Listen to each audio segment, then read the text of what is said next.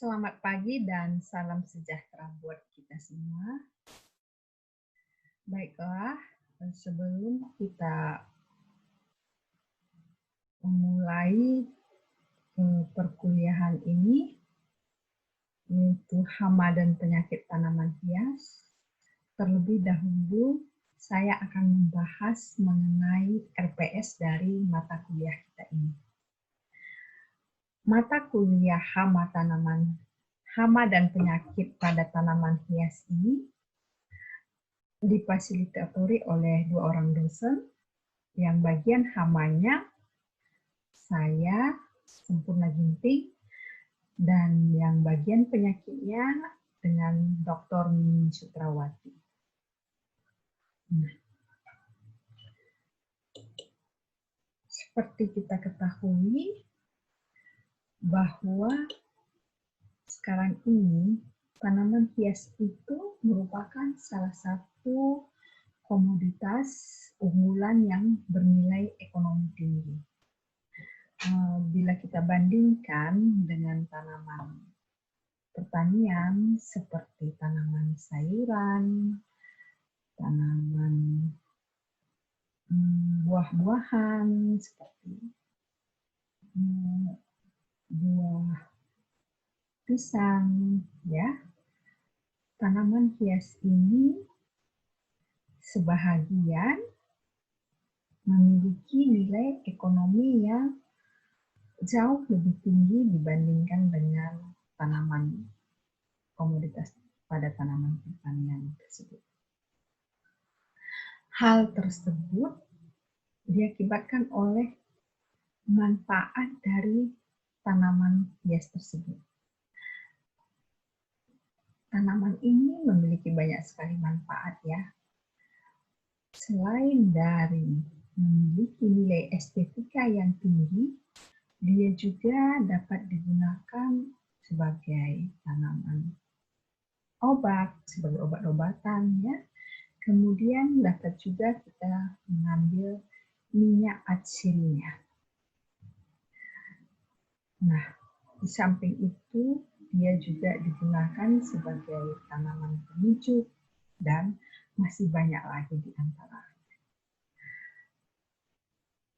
Berdasarkan hal tersebut, jadi tanaman tersebut umumnya diminati oleh banyak orang, ya, karena tadi dia indah, ya, memiliki nilai keindahan, jadi sangat disukai oleh banyak orang. Nah, mengapa kita perlu mempelajari hama dan penyakit tanaman hias?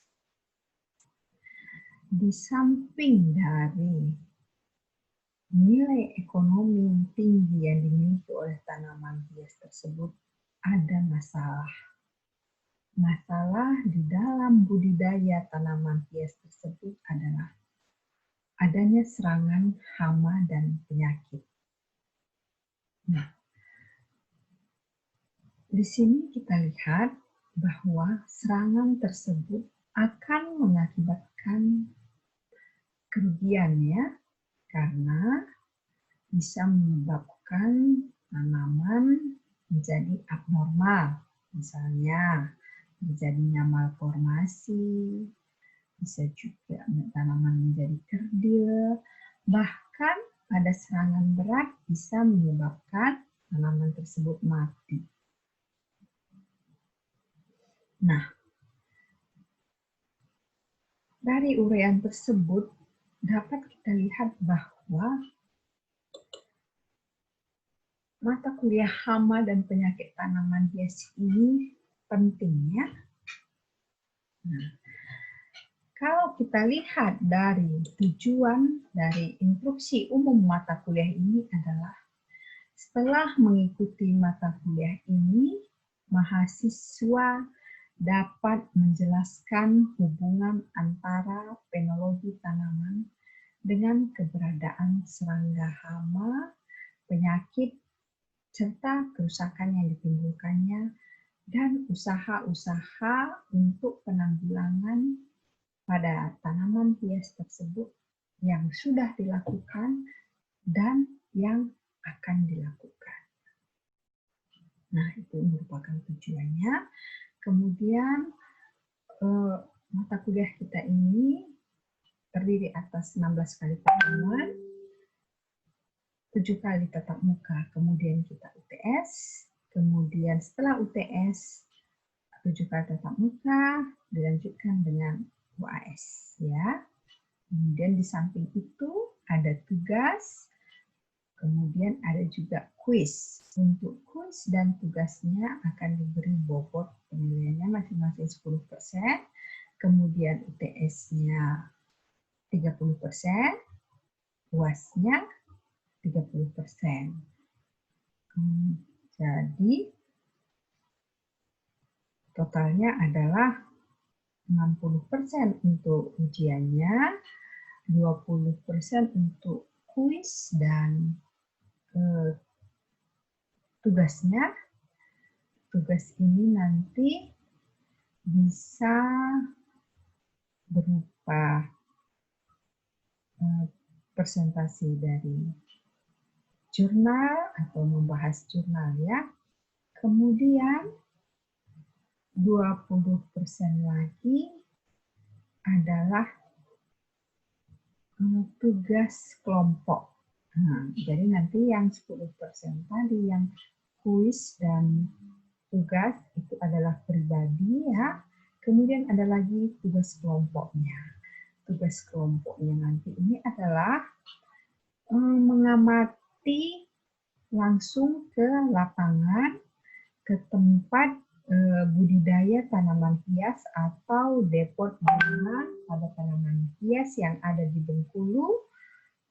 Kalian akan mengamati serangan hama dan penyakitnya, ya. Jadi untuk lebih memahami dan lebih mengenal, ya, perlu melihat secara langsung. Nah, jadi itu adalah pembobotan dari penilaian mata kuliah kita ini. Kemudian pokok bahasan yang akan dibahas di mata kuliah ini apa saja?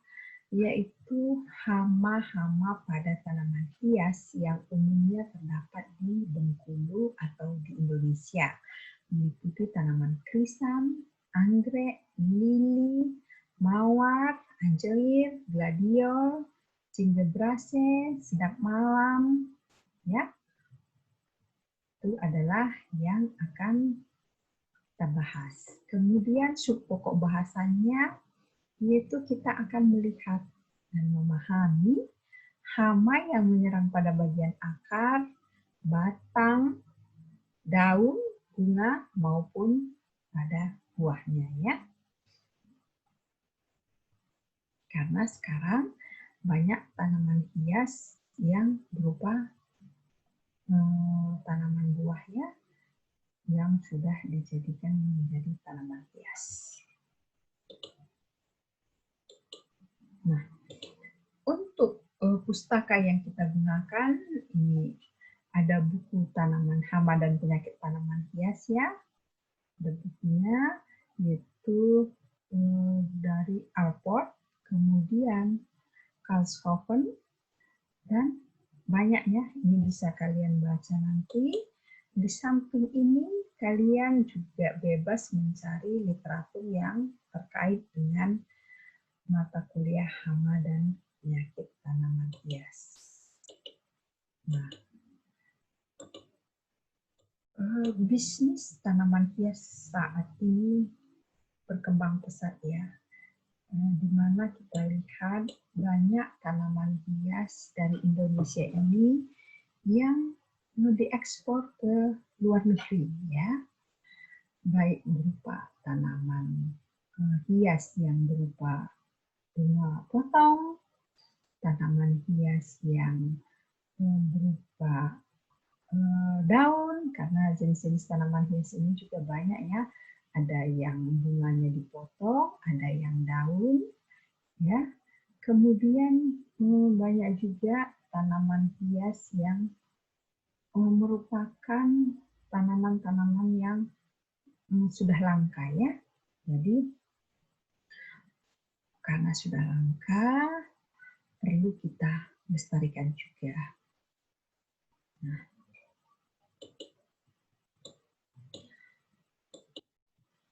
untuk selanjutnya kita akan masuk ke materi dari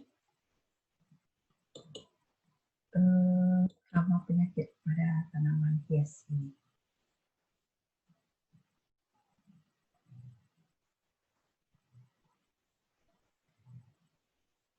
Saya rasa untuk pendahuluannya sudah cukup sampai di sini.